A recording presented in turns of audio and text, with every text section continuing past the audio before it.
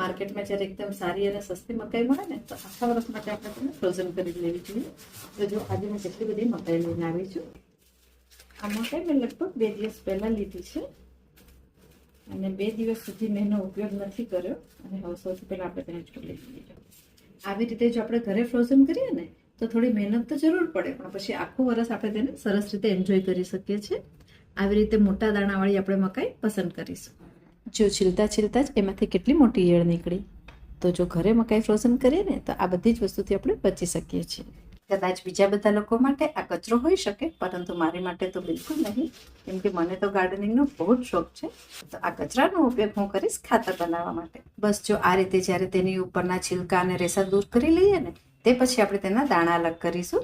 તો મારી પાસે દાણા અલગ કરવા માટેનું આવું કંઈક મશીન છે, તો તેના ઉપયોગથી જ હું તેના દાણા ઇઝીલી અલગ કરી દઈશ.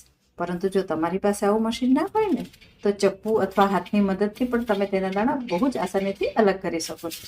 જ્યારે બધા જ દાણા અલગ થઈ જાય તે પછી આપણે તેને સારી રીતે ધોઈ લેવાનું છે, કેમ કે જો તમે થોડું નજીકથી જોશો ને તો ખ્યાલ આવશે કે તેમાં આ રીતે ઘણા જ નાના નાના સફેદ રેસા રહેલા હોય છે. તેને દૂર કરીશું.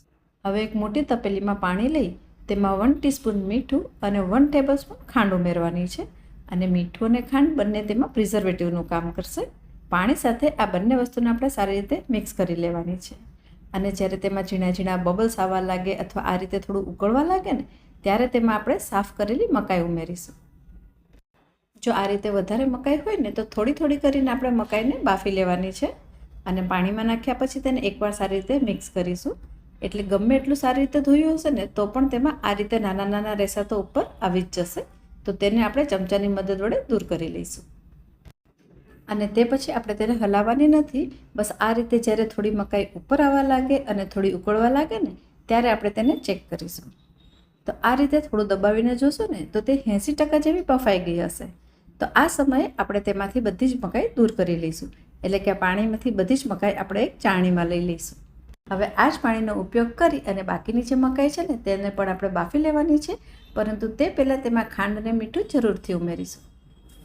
બફાઈ ગયેલી મકાઈ અને કાચી મકાઈનો કલર જોશે ને તો ઘણો ડિફરન્સ હશે. અને બધું જ પાણી નીકળી જાય ને તે પછી આ રીતે તેને થોડું ફેલાવી અને થોડી ઠંડી કરી લેવાની. અને તે પછી આપણે તેને ઝીપલોક પાઉચમાં ભરી લઈશું.